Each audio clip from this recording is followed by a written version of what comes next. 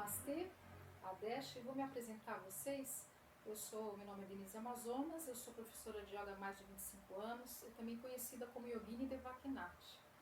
Eu estou participando desse projeto junto com outros professores, principalmente pelo motivo atual que estão sendo essas manifestações acontecendo nos Estados Unidos sobre preconceito racial, com a questão infelizmente, aquele acontecimento trágico da morte daquele homem negro, do que está acontecendo também no Brasil e sobre a questão também da divisão política influenciando os próprios professores de yoga, cada um tomando partido, né? Ou como o yoga de direita ou de esquerda, e colocando a minha visão pessoal como professora sobre essa questão. Então, na minha opinião, um professor de yoga ele deve se posicionar politicamente. Por quê? Porque, apesar de sermos professores, antes de mais nada, nós somos pessoas, somos seres humanos. Então, essa humanização é necessária, né? Lutar contra o preconceito é muito importante, porque o preconceito ele influencia não só a minha vida como professor, a sociedade em geral. Gera violência, gera vários outros problemas sociais. Eu acho que é muito importante que a gente se posicione, embora tenha pessoas que prefiram não se posicionar. Eu, como professora, eu procuro uma visão, ter uma colocação mais positiva em relação à discussão sobre política. Vou falar principalmente sobre essa questão do preconceito racial, que é uma coisa que acontece aqui no Brasil, está latente que isso acontece há muito tempo, né? Não é agora, mas isso já existe há muito tempo, como também na Índia. Nós vamos lembrar que as castas, né, o problema do sistema de castas, inclusive da cor da pele, existe discriminação racial também. Então, eu acho que isso é muito importante, a gente conseguir abordar esse assunto, que você sendo professor de yoga e defendendo uma filosofia que basicamente vem, porque yoga ele surge na história da Índia, principalmente com valores anticastas. Lembrando a vocês que o sistema de castas na Índia, ele foi destituído nesse período após a independência, né? Mas ainda assim a Índia se organiza com uma cultura que acaba colocando esse sistema ainda em vigor. Bom, o que eu quero falar com vocês é o seguinte, é que nós como professores, voltando à nossa realidade aqui no Brasil, nós estamos tendo claramente, né, essa divisão de posicionamento em relação à política. E na Índia, por exemplo, assim como no Brasil, nós estamos tendo um governo de extrema direita. Mas isso não significa que todas as pessoas que são praticantes e professores têm afinidade com essa linha de pensamento político. Então é importante que a gente entenda que isso sempre vigorou essa questão da política com a religião e com a yoga, mesmo na Índia e aqui no Brasil. Lembrando também a vocês que a não ação também é um ato político, ou seja, você não se posicionar também pode ser interpretado como um ato político. Vejamos, agora eu fiz alguns apontamentos aqui, porque esse é um assunto bastante vasto, né? A respeito da história da Índia, a questão da política junto ao Estado, dentro de várias dinastias diferentes, que eu vou tentar simplificar, e é um assunto bastante delicado, porque é um assunto vasto realmente, tá? Para simplificar e resumir para vocês um pouquinho a respeito dessa questão, dessa influência de religião, yoga e a política. Eu vou explicar para vocês um assunto bastante vasto, que é a respeito da política e religião e a conexão com a yoga, né? Vamos lá. 3 impérios foram muito importantes políticos na Índia. O primeiro foi o Império Maurya, tá? Com o governante Ashoka. Esse governante, ele tinha, o imperador, né? Ele tinha uma aproximação muito grande com o budismo e ele era um financiador, divulgador da arte e de várias filosofias. Inclusive esse período é considerado um período muito próspero em relação à cultura e também a abertura, a flexibilização das ideias políticas e religiosas, tá? O segundo império foi o período do Império Gupta, né? Esse império surgiu na época das rotas comerciais de desenvolvimento econômico da Índia e culminou também na época com as invasões de outros povos, né? A invasão muçulmana da Índia. Bom, foi um período, de certa forma, próspero, né?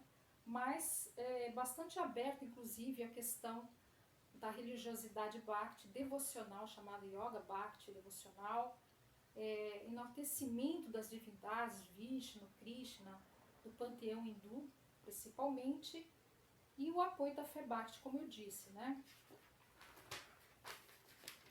Mas também foi um período em que havia uma valorização principalmente entre a elite governante, que se caracterizava pelos reis, pela categoria dos kshatras, são os governantes e reis da Índia, e também da sua relação com o brahmanismo. Então foi um período próspero, principalmente em relação a essa questão da casta bramínica, né? E também da kshatra, que eram os guerreiros, com aqueles épicos como Mahabharata, Bhagavad Gita, que valorizam muito essa questão das dinastias, dos reis, né? E dessas classes sociais mais altas. Bom, nesse período também houve uma reforma dentro da ortodoxia, por muitas pessoas também não estavam conectadas com essa questão, né, dessa predominância dessas castas. Então houveram conflitos também religiosos, tá? Dentro dessa própria dinastia. Embora nesse período haviam conflitos também com relação de interesses, né? Conflito da ortodoxia dos brahmanas em relação a outras religiões de natureza heterodoxa. Bom, depois se segue a esse período o Império Mogol, que foi o primeiro com características totalmente ligadas ao islamismo, né? E o rei Akbar foi um ministro muçulmano, e nesse período houve uma importante conquista, que foi a região da Caxemira, né? E a conversão também, a religião muçulmana. Embora isso tenha acontecido no princípio, inclusive em função das guerras, mas a posição desse rei, desse imperador, o Akbar, era uma posição muito diferente, pois ele, na verdade, questionava a própria ortodoxia. Ele possibilitou essas discussões a respeito disso, uma flexibilização da relação social, também entre os muçulmanos e hinduístas, né? Ele foi bastante tolerante com a diversidade religiosa e política da época, permitindo, inclusive, a tradução do Mahabharata, de vários épicos, né, importantes, e várias escrituras da Caxemira, e de assuntos ligados à astronomia, matemática, a tradução em várias línguas, e também tentando reduzir esses conflitos entre os hindus e os muçulmanos. O surgimento de diversas organizações religiosas com cunho muito forte social aconteceu a partir do século XIX.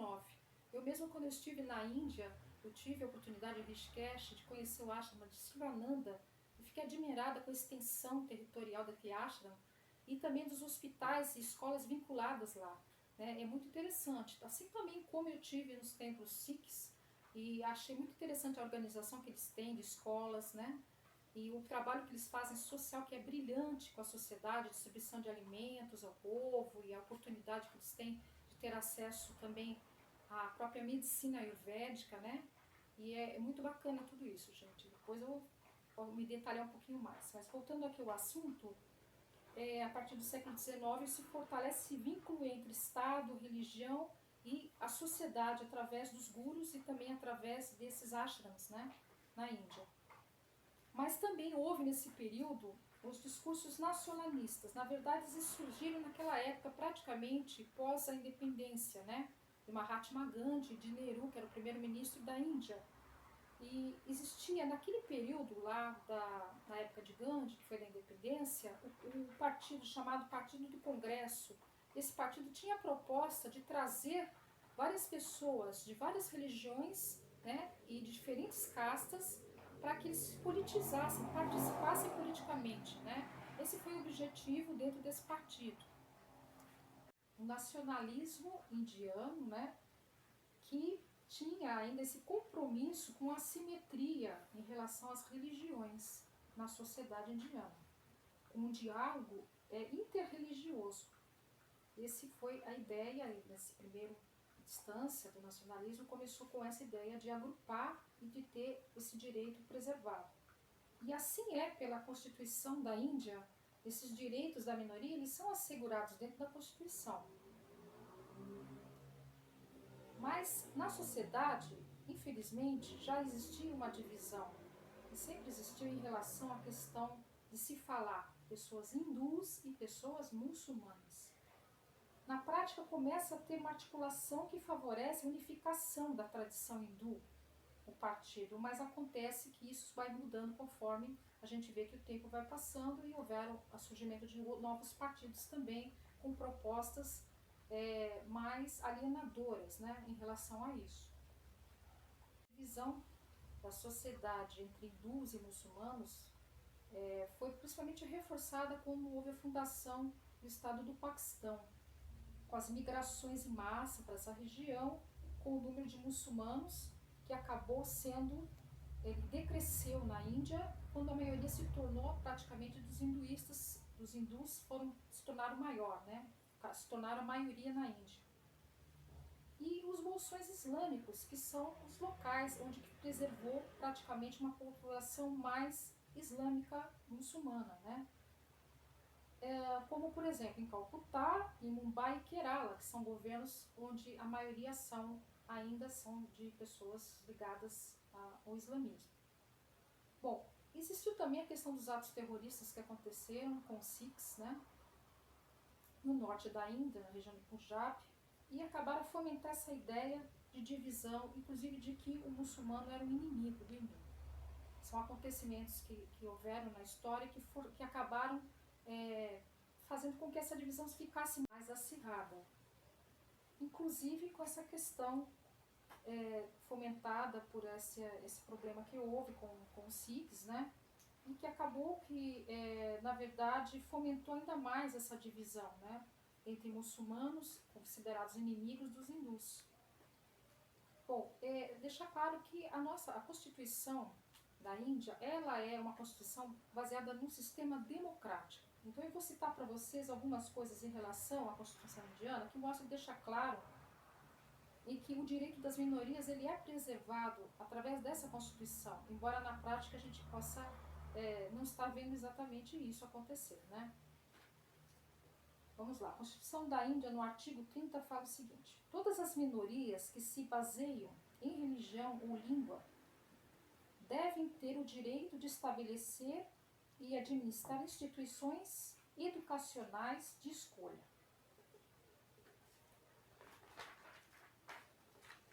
O Estado não deve discriminar qualquer educação ou instituição com base em que esta se encontra sob a administração de uma minoria. O governo atual, que acontece atualmente, é um governo de extrema-direita, assim como aqui no Brasil também nós temos um governo de extrema-direita. Lá na Índia, o BJP. Esse partido, que é o Bharatiya Janata Party, ele tem uma visão de extrema-direita e que, de certa forma, se contrapõe em relação à democracia, em relação à questão que está ali nos próprios ditames da Constituição indiana, que é democrática, porque ele propaga a ideia de que a Índia deveria ser governada a partir dos interesses da maioria que é hinduísta, entrando em conflito assim com a própria Constituição, que prevê a governança a partir da diversidade política.